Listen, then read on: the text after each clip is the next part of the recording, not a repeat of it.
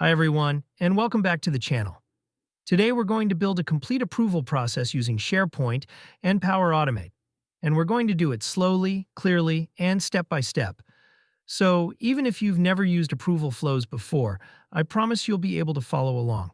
Let's start with why this is useful. Every organization has requests: vacation requests, purchase requests, training requests, equipment requests, and usually they're handled through messy email threads, Teams messages, sticky notes, or somebody shouting across the office. Not great. With Power Automate, we can turn all of that into a simple, organized workflow where somebody submits a request, the right person is automatically notified they approve or reject it, and SharePoint updates the status instantly. No chasing people. No confusion. No, who was supposed to approve this? Just a clean digital process. So let's build it. First, open SharePoint and create a brand new list. Give it a name like Approval Requests. Once the list is created, we're going to add a few columns that our approval flow will use. Let's add them one at a time. The first column is Title. This is already included in every SharePoint list. This will be the name of the request. For example, New Laptop or Conference Registration. Now create a person or group column called Requested By. This tells us who submitted the request. People often forget this field, and later they wonder, wait, who made this request again? So we'll add it now. Create another person or group column called Approver. This is the person who needs to approve the item. A manager, a team lead, or whoever is responsible.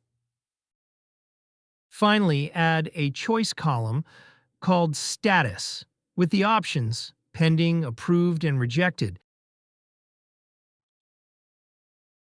Before we build our own approval workflow, let's take a look at the options SharePoint gives us out of the box. At the top of the list, you'll see a menu called Automate. Inside this menu, there's an option called Configure Approvals. This is SharePoint's built-in approval system. It allows you to enable a simple approval process that runs directly inside SharePoint without going into Power Automate. It's quick to set up and works well for basic scenarios, where you just need someone to approve or reject items in the list. But there's a catch. The built-in approvals are limited. You don't get advanced branching, custom notifications, reminders, dynamic approvers, or the ability to update multiple fields. So while Configure Approvals is great for simple approval tracking, it doesn't give you the kind of control that most real business processes need. Now that we've seen the built-in approval option in SharePoint, let's move on and build our own custom approval flow in Power Automate. This gives us full control over how the approval works, who receives it, and what happens after someone makes a decision. So the first step is simple. Open Power Automate in your browser. Once Power Automate is open, look at the left-hand menu and click Create. From the available options, choose Automated Cloud Flow, because we want this flow to run automatically when something happens in SharePoint. Give your flow a clear name, for example, Approval Process for SharePoint Requests. Now Power Automate asks us to choose a trigger. Search for SharePoint and select the trigger called When an Item is Created. This means the flow will start automatically every time a new item is added to our SharePoint list. After selecting the trigger, we now configure it. First, select your SharePoint site. Then select your approval requests list. Once both are filled in, the trigger is ready. At this point, we have told Power Automate when the flow should run. Now that our trigger is set, we're ready to add the actual approval step. This is the part where Power Automate sends the approval request to the person who needs to make the decision. So take your time here. Click New Step. In the search bar, start typing Approvals. From the list of actions, select the one called Start and wait for an approval. What this action does is very simple but very powerful. It sends an approval request to someone, and then it pauses the entire flow until that person responds. Nothing else in the flow continues until there is either an approval or a rejection. Once the action is added, the first thing we need to choose is the approval type. Open the drop-down and select Approve/Reject, first to respond. This means that only one person needs to reply. As soon as that person clicks approve or reject, the decision is final and the flow continues.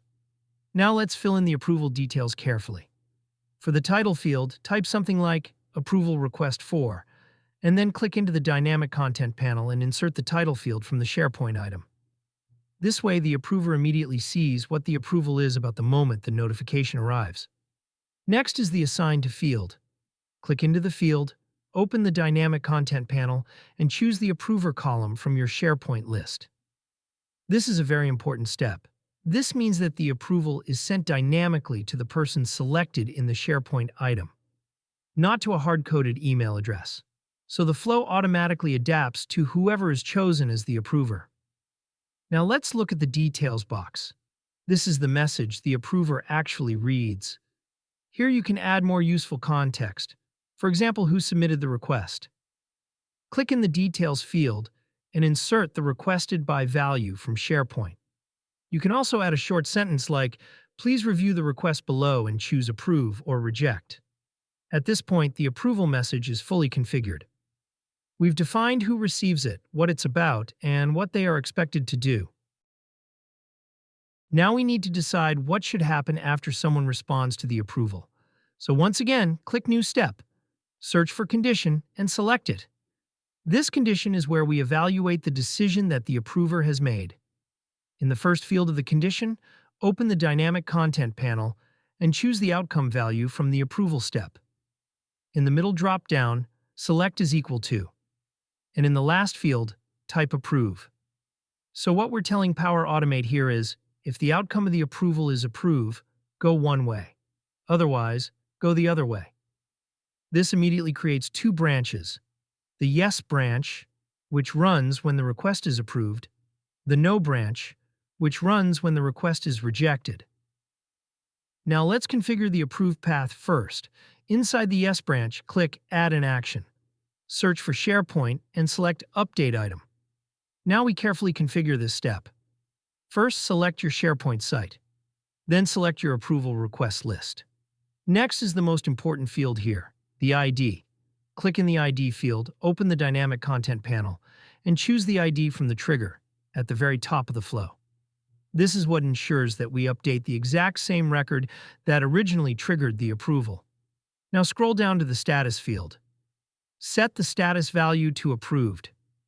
This means that the moment the approver clicks Approve, the SharePoint list item will automatically update and show that it has been approved. At this point, we're only updating the status field to Approved. But it's important to know that you're not limited to just this one column. In this same Update Item action, you can also update any other field in your SharePoint list if needed. For example, you could automatically store the approval date, save the name of the approver, add an approval comment, or even lock certain fields so they can't be changed anymore. So think of this update step as your moment to say, now that this item is approved, what should my system do with it? For this basic example, we'll keep it simple and only update the status. But in real-life scenarios, this is often the place where you add extra logic to reflect what an approval actually means for your business process. Now let's do the same for the rejected scenario. Go to the No branch. Click Add an Action. Once again, choose Update Item. Select the same SharePoint site. Select the same approval request list. Choose the same ID value from the trigger. This time, set the status field to Rejected. Now both outcomes are fully handled. At this point, the complete logic of the approval flow is finished. Now let's test the whole thing so you can actually see it work. Hey guys, I just launched my brand new interactive Power Apps e-learning course, Build Your First Model-Driven App, made for beginners. And because I believe in learning should be accessible, it's priced at just $39, plus I've got a special $10 discount just for my YouTube audience. Use one of these codes during checkout and you will be rewarded an additional $10 discount. We're the power ninjas on the rise, building dreams beneath the skies. Bracky's got the moves so slick, with Power Apps we make it click. Power ninjas here to save the day. Bracky leads the way, apps that make your problems fade. Innovation tailor-made.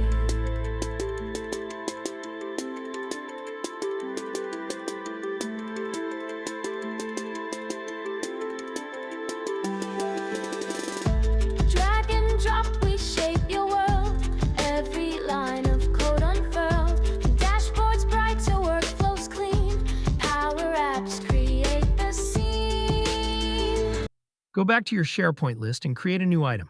Enter a value in the title field. Choose a value for requested by. Select someone in the approver field. And leave the status empty or set it to pending if you're using that. Now click Save. Behind the scenes, Power Automate immediately starts running the flow. Within a few seconds, the selected approver receives the approval request, either by email, by Teams, or both, depending on how your environment is configured. When the approver clicks Approve or Reject, the flow continues automatically. After a few seconds, you can refresh the SharePoint list, and you will see that the status column has updated to reflect the decision. And just like that, you now have a fully automated approval process. This is the real power of combining SharePoint with Power Automate. And once you understand this basic pattern, you can take it even further, with reminders, escalations, multi-level approvals, and automatic reporting. And that brings us to the end of this tutorial. You've now seen how to build a fully automated approval process using SharePoint and Power Automate. Starting from a simple request in a list, sending it for approval, and automatically updating the status based on the decision. This is one of those automations that immediately adds real value in almost any organization, whether it's for purchases, vacations, training requests, equipment, or internal approvals. If you'd like to see follow-up videos on more advanced approvals, like multi-step approvals, escalations, or deep Teams integrations, let me know in the comments. If this video helped you, feel free to like it, subscribe to the channel, and share it with someone who is still approving things through emails and spreadsheets. Thanks for watching, and I'll see you in the next video.